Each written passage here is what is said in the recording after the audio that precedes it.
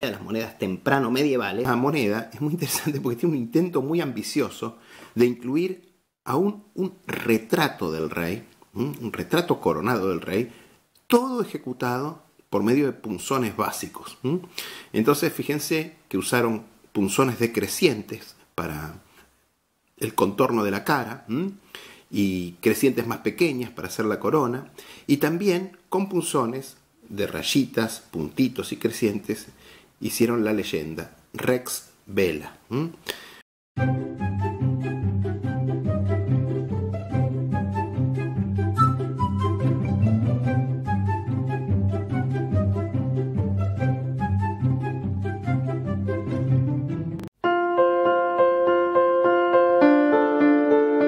¿Qué tal? ¿Cómo están?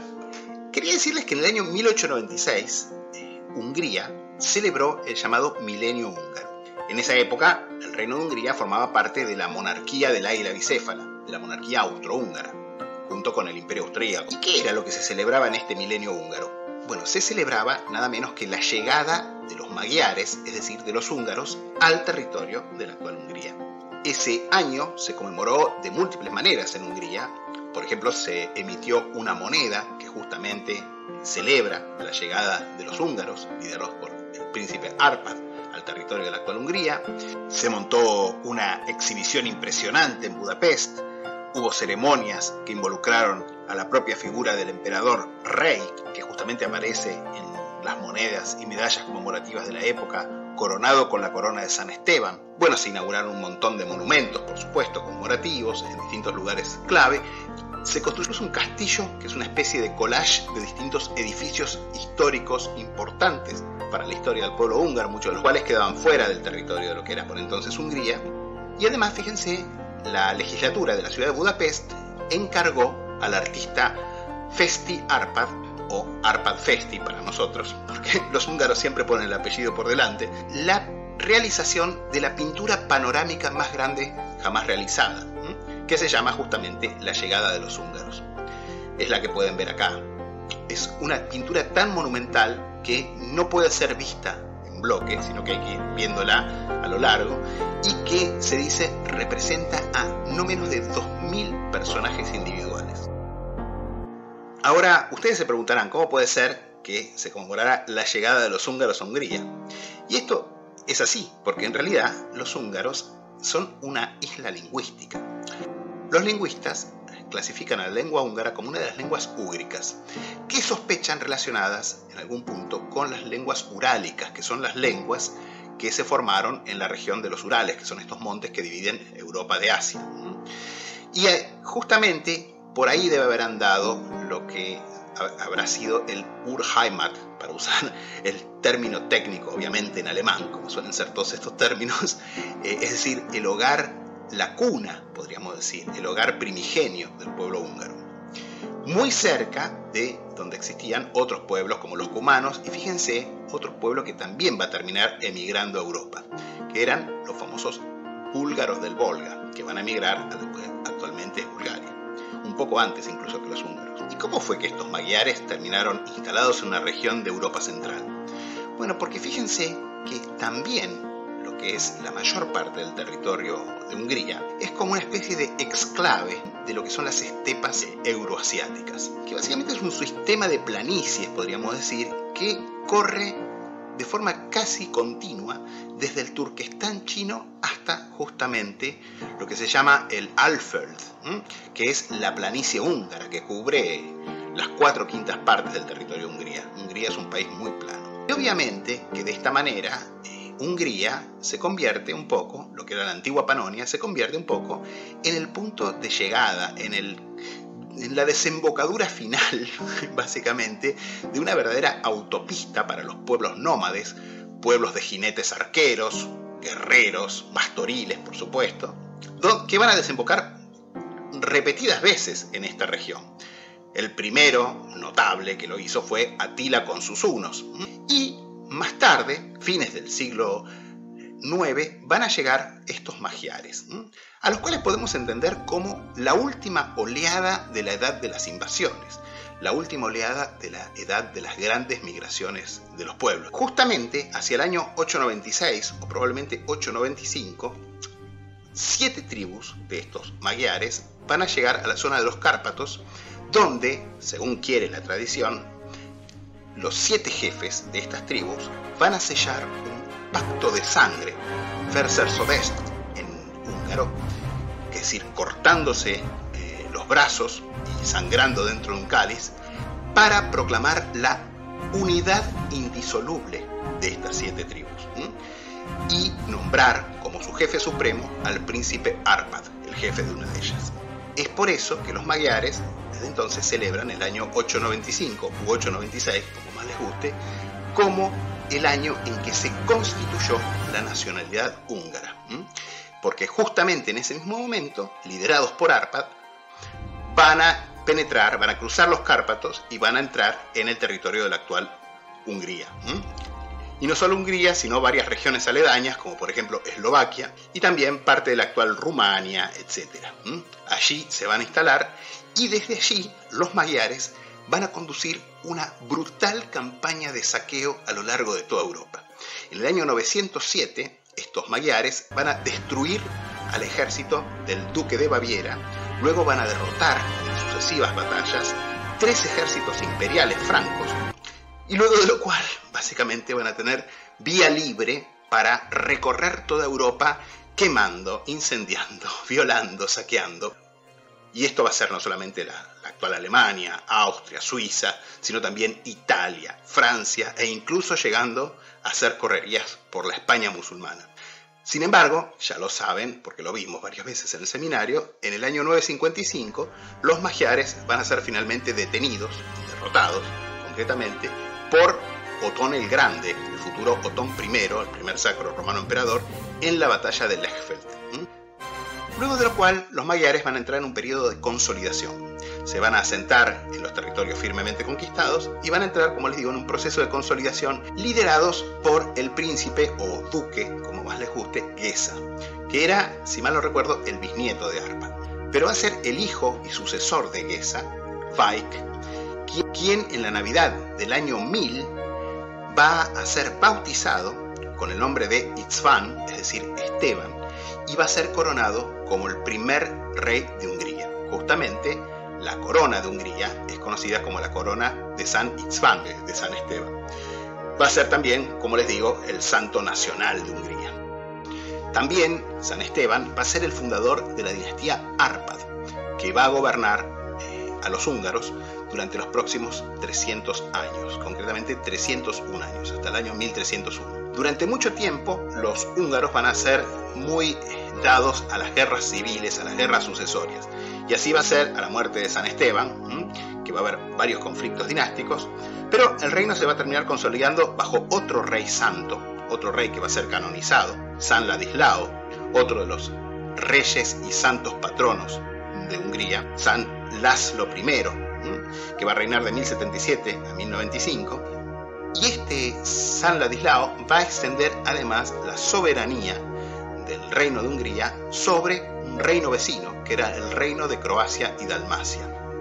De hecho, en el año 1102, su sobrino y sucesor, Colomán, rey de Hungría, fue además coronado rey de Croacia y Dalmacia. La primera mitad del siglo XIII va a estar también marcada por nuevos conflictos sucesorios, conflictos dinásticos, pero la autoridad real va a ser restablecida por otro rey de esta misma dinastía, Bela IV, que va a reinar de 1235 a 1270. El reinado de Bela IV, sin embargo, va a ser bastante infausto, no por culpa del pobre Bela IV, sino porque va a haber la llegada de los invasores mongoles, que obviamente, motivo que les expliqué, van a desembocar naturalmente en Hungría.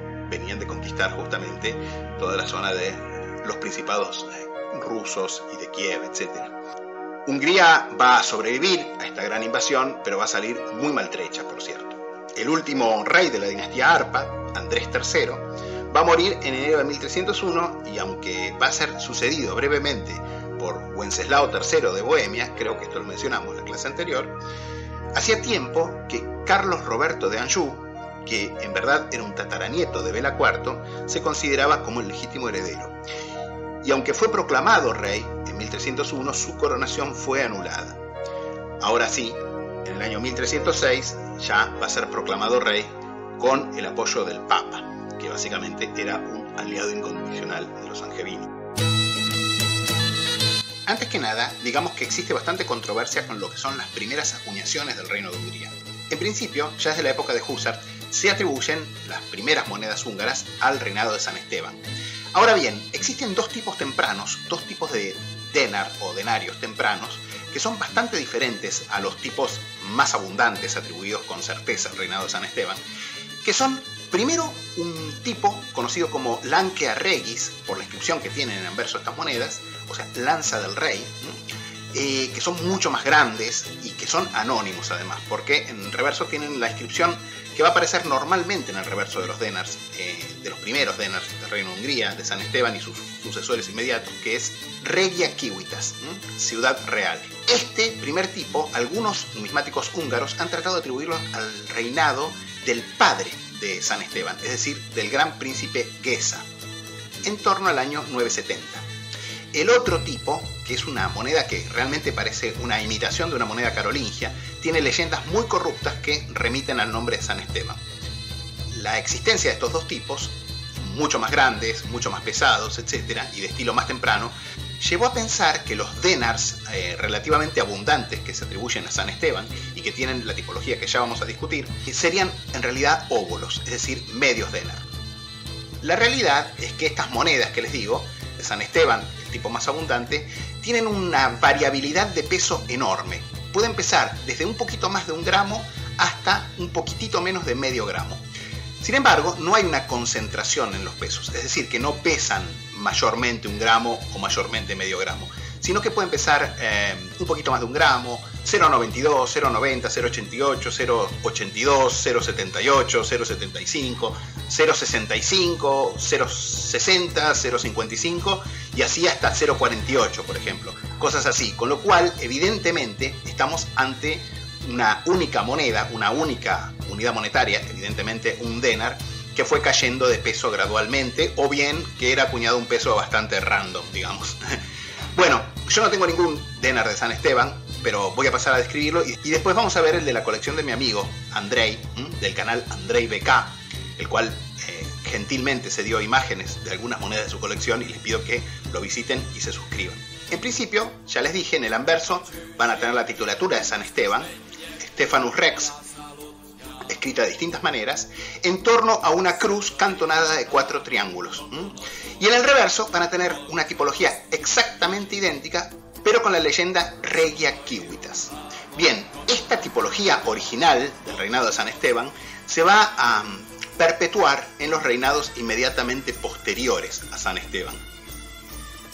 Si bien, obviamente, en el anverso va a aparecer la titulatura del rey reinante en cada caso, y en reverso la leyenda va a ser pronto sustituida por la leyenda Pannonia, es decir, el nombre latino de la provincia romana del territorio que se correspondía aproximadamente con el territorio del Reino de Hungría. Todavía no se usa la leyenda Hungaria ni nada parecido. Por otro lado, también algunos numismáticos húngaros han descubierto un sólido de oro de estándar bizantino acuñado a nombre de San Esteban. Sin embargo, lo más probable es que esta moneda haya sido acuñada después de su reinado, después de su muerte, probablemente en la época de Ladislao I, de László I, cuando se proponía la canonización del primer rey de Hungría. Esta moneda, obviamente, si no es única, es rarísima. Bajo Salomón, que reinó entre 1063 y 1074, se introducen los tipos con el rey orante. Sin embargo, fíjense, su sucesor, Géza I, que acuña primero como duque y más tarde como rey, entre 1074 y 1077, va a volver al estilo tradicional que describimos antes, es decir, al tipo introducido por San Esteban. Obviamente, un reinado clave va a ser el de San Ladislao, que va a reinar de 1077 a 1095. Este rey va a ser el otro de los dos reyes santos de Hungría. Fíjense, su atributo, como se ve en esta estampa, es la alabarda. Con este arma va a ser representado más tarde en varias emisiones de monedas, ya lo vamos a ver. Y este reinado, como les digo, va a haber la introducción de varios tipos. Probablemente esto refleja un fenómeno de renovatio monetae, es decir, de renovación de moneda, que era una forma básicamente que había en la Edad Media en muchas regiones, sobre todo en Europa Central, de recaudar impuestos. Es decir, se introducían monedas con un diseño completamente nuevo para obligar a la gente a cambiar las monedas anteriores por las nuevas, ya sea que estas fueran más livianas o podían ser incluso más pesadas, pero había que pagar un agio que obviamente reportaba una ganancia al Estado. Hacia fines de este reinado, el denar húngaro va a ir asumiendo por momentos la forma de un bracteado. El siglo XII, que se abre con el reinado de Colomán, 1095-1116, es llamado por Husar Kleingeldzeitalter, la edad de la moneda menuda, porque el denar húngaro va a ir adquiriendo un módulo cada vez más pequeño, que pasa de unos 12 milímetros a menos de 10, y con un peso que va cayendo de unos 0,5 a unos 0,3 gramos probablemente. Muchos de los denarok, ese es el plural en húngaro, de los denarok menudos de este periodo, no solo son anónimos, sino que incluso son totalmente anepigráficos, por lo cual obviamente no pueden atribuirse a ningún reinado preciso. Y de hecho, ni siquiera se conocen monedas a nombre de Esteban III ni de Esteban IV. El reinado de Bela III, que va de 1172 a 1196, trae algunas innovaciones, podríamos decir. Mientras que se siguen acuñando algunos denarok, la mayoría de las monedas que se atribuyen al reinado de este rey son de bronce, y notablemente son de dos tipos. Uno de inspiración bizantina, con la Virgen y dos reyes en trono de frente, que se supone serían el rey Bela y San Esteban, y a menudo, incluso a veces, vienen en cospeles cifados, a la manera de las monedas bizantinas, justamente. El otro tipo es bastante más livianito, es de inspiración islámica, pero no está copiado de un fenús, fíjense, sino que está copiado del dinar almorávide, concretamente de Ali bin Yusuf. Y de esta manera, lo que tienen en esta moneda son leyendas pseudocúficas. Estas monedas fiduciarias de emergencia tradicionalmente eran atribuidas a la época de la invasión mongol. Sin embargo, estudios más recientes muestran que probablemente hayan sido introducidas en ocasión a la guerra que tuvieron los húngaros con Manuel I, el emperador bizantino, de los años 1162 y 1163. La siguiente categoría de monedas húngaras, cuya dominancia se extiende entre finales del siglo XII y mediados, podríamos decir, del siglo XIII, son los bracteados, que al igual que los denarok y los bronces que ya vimos, son mayormente anónimos. Uno de los tipos más comunes se atribuye también al mismo Bela III, pero probablemente haya sido acuñado más bien por su homónimo, Bela IV. En realidad, las secas de la época de la dinastía Árpád se desconocen, pero debieron funcionar unas cuantas secas en esta época, incluyendo probablemente, además, obviamente, secas en lo que es la propia Hungría, o lo que era la propia Hungría, incluyendo Eslovaquia, también probablemente algunas secas en lo que sería Croacia. Luego de la invasión mongol, Bela IV se va a ver obligado a reconstruir la economía de Hungría, para lo cual va a recurrir a prestamistas judíos de Viena. Y fíjense qué interesante que en este periodo, digamos, la última parte del reinado de Bela IV, y también el de su hijo y sucesor Esteban V, encontramos iniciales hebreas que aparecen en sus denarok y en sus óboli.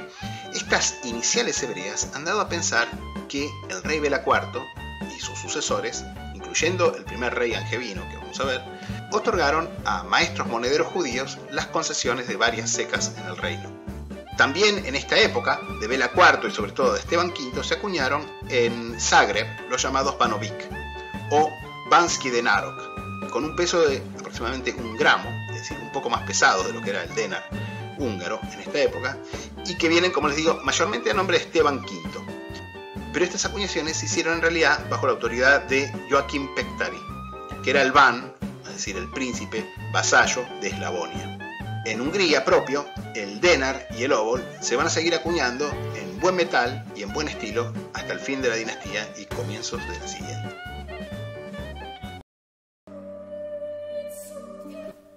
Bueno, vamos a comenzar a mirar algunas monedas de la dinastía Árpád de mi colección. Ya vimos los espléndidos ejemplares de la colección de Andrei, que él tiene monedas mucho más tempranas que yo, pero aún así vamos a estudiar un poco más en detalle algunos ejemplares reales que tenemos en mano. Y vamos a comenzar con uno de estos denarok anónimos. Fíjense, los denarok anónimos en general se pueden clasificar en dos grandes grupos, estas monedas menudas. Y los primeros, que suelen ser un poquito más grandes, sobre todo un poquito más pesados, y la característica central de estos, de los que mayormente se fechan en el siglo XII, es que en el reverso tienen una pseudo inscripción, que básicamente viene de los denarok de Colomán, que fue el primero que introdujo denarok de pequeño módulo, digamos, y que es seguramente San Ladislao. La inscripción dice San Ladislao, Sanctus Ladislaus, como los de Colomán, pero ya en esta época es completamente ilegible. Seguramente quienes producían estas monedas eran analfabetos.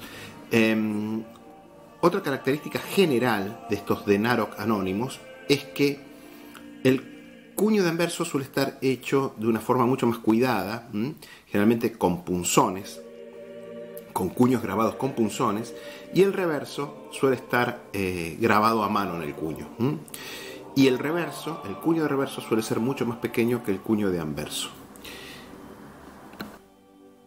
El otro grupo principal, podríamos decir, de denarok anónimos son los más tardíos, que probablemente ya sean de la segunda mitad del siglo XII y comienzo del siglo XIII.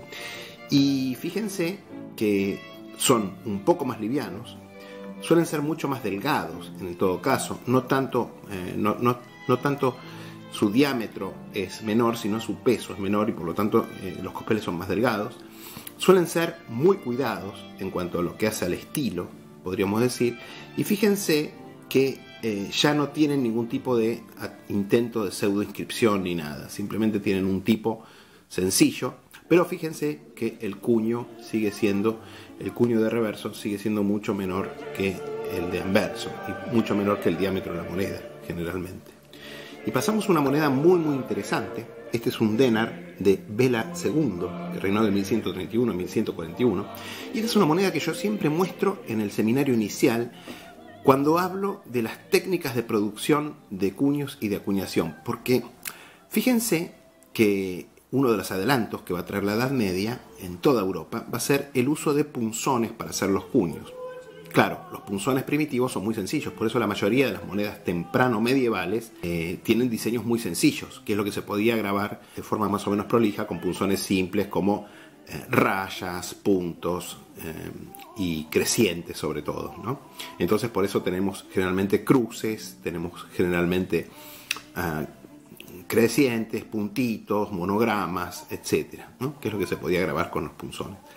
Sin embargo, esta moneda es muy interesante porque tiene un intento muy ambicioso de incluir a un retrato del rey, un retrato coronado del rey, todo ejecutado por medio de punzones básicos.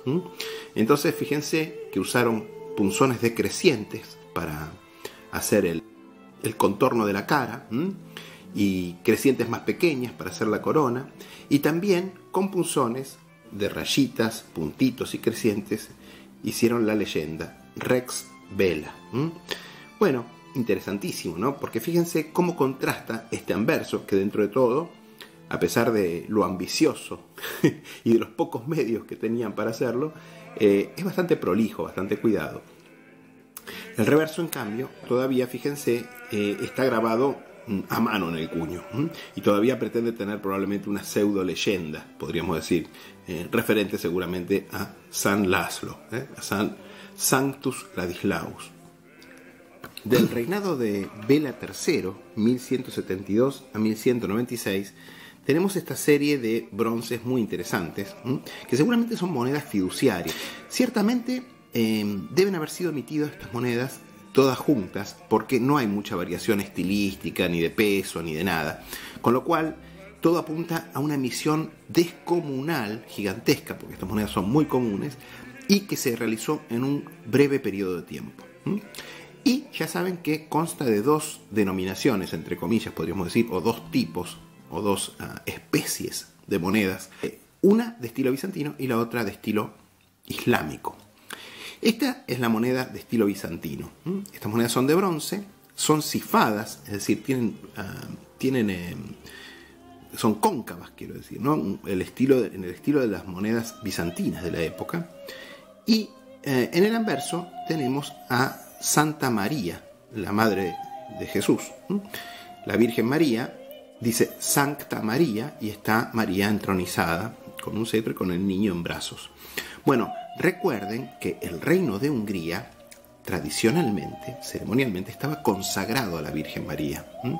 Esto viene de una tradición que dice que San Esteban, el primer rey, en su lecho de muerte en el año 1038, justo antes de morir, sostuvo la corona entre sus manos, la elevó y así consagró al reino de Hungría. Por eso las coronas de San Esteban, si bien los estudios más recientes indicarían que esta corona es varias décadas posterior al reinado de San Esteban, probablemente de la última parte del siglo XI. Sin embargo, tradicionalmente se atribuye a San Esteban y tradicionalmente se dice entonces que el reino de Hungría quedó consagrado por esta ceremonia íntima del rey a la Virgen María, razón por la cual María va a ser la patrona del reino de Hungría.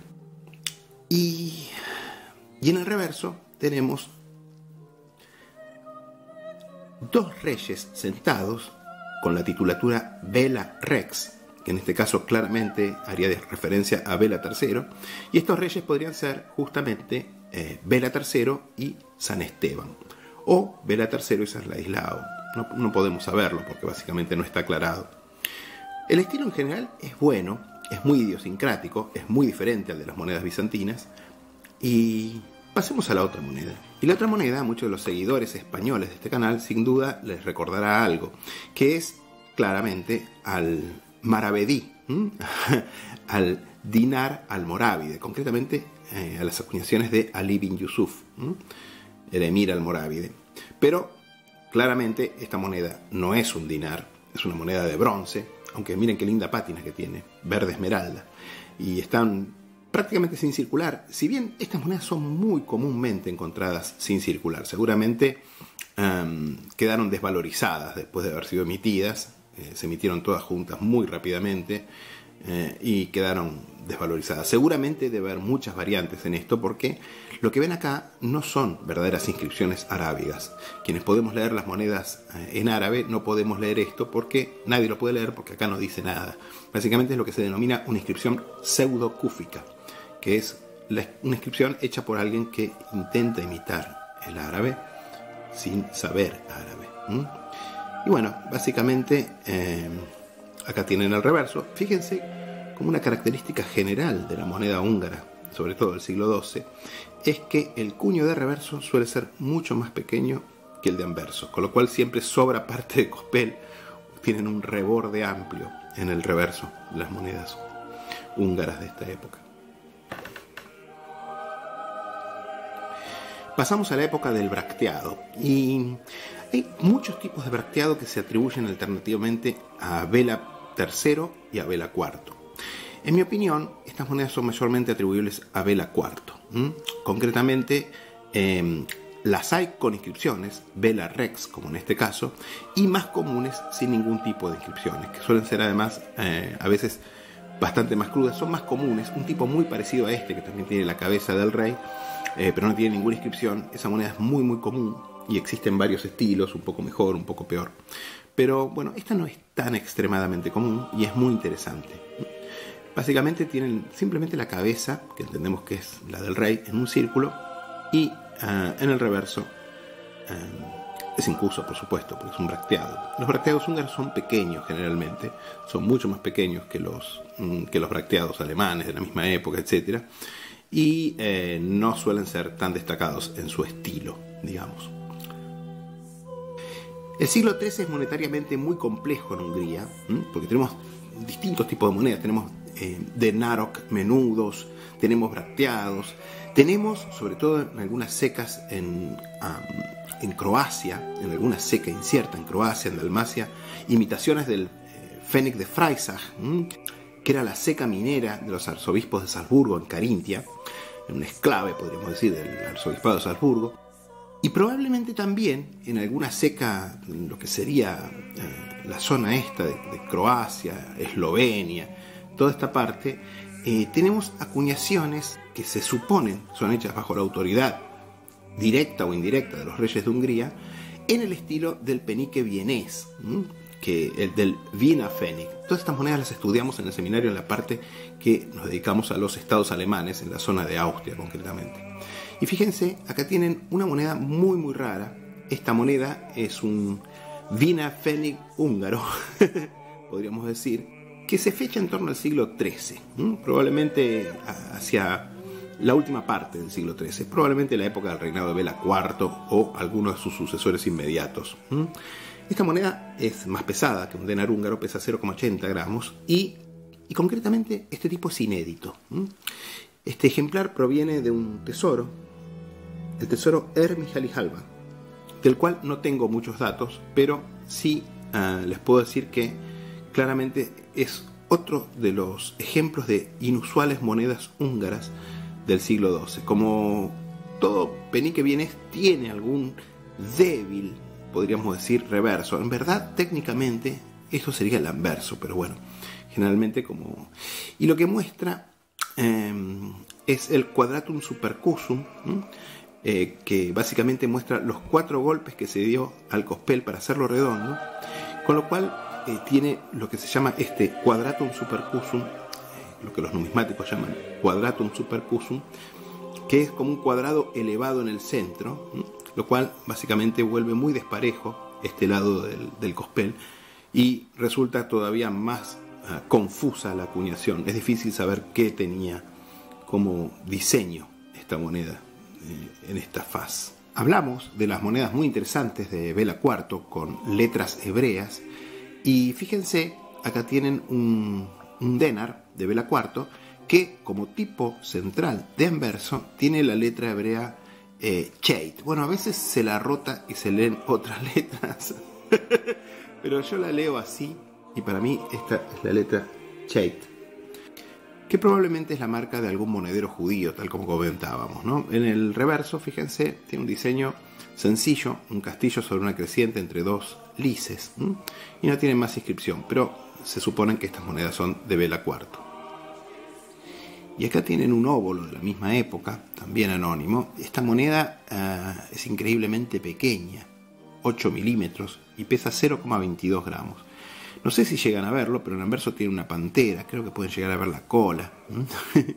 Y en el reverso, también en epígrafo, tienen 2 cabezas coronadas a cada lado de una cruz.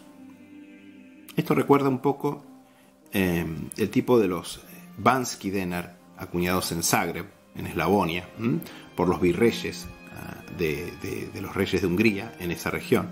Pero concretamente esta es una moneda del propio reino principal de Hungría. Y hablábamos de Eslavonia y acá justamente tienen un Banski denar, acuñado por los virreyes, podríamos decir, por los príncipes, por los Ban de Eslavonia para los reyes de Hungría. Fíjense, estas monedas siempre tienen una leyenda, digamos, poco comprometida, podríamos decir, muy ambigua en el anverso, que dice Moneta Regis P cruzada Sclavonia. Es decir, que básicamente aclaran que es una moneda local de Eslavonia. Tienen una marta o algún otro animal peletero, probablemente en referencia al uso de pieles en esta región, como forma de dinero primitivo, entre 2 estrellas. Muy linda, están muy bien ejecutadas estas monedas, están acuñadas en la ceca de Zagreb. Y en el reverso, fíjense, tenemos 2 cabezas coronadas en torno a una cruz doble, con algunos símbolos, estrella, creciente, etc. Y las iniciales SR. Las iniciales SR se han leído como Stephanus Rex, una referencia a Esteban V. Sin embargo, yo no estoy tan seguro de que estas monedas sean atribuibles solamente al reinado de Esteban V, porque en verdad son bastante comunes. Son el tipo más común del Banski denar y concretamente Esteban V solo reinó 2 años, incluso un poquito menos, con lo cual debieron acuñarse durante más tiempo con estas iniciales, podríamos decir. Bueno, eso fue todo y nos veremos muy pronto para la segunda parte de las acuñaciones del Reino de Hungría donde vamos a ver también algunos estados, podríamos decir, subhúngaros, como los principados danubianos de Moldavia y Valaquia, donde vamos a ver cómo son las famosas monedas de Drácula, y también el principado de Transilvania, ex reino paralelo de Hungría. ¡Qué misterio! Bueno, eso lo vamos a ver la próxima clase. Me despido entonces, probablemente hasta la semana que viene.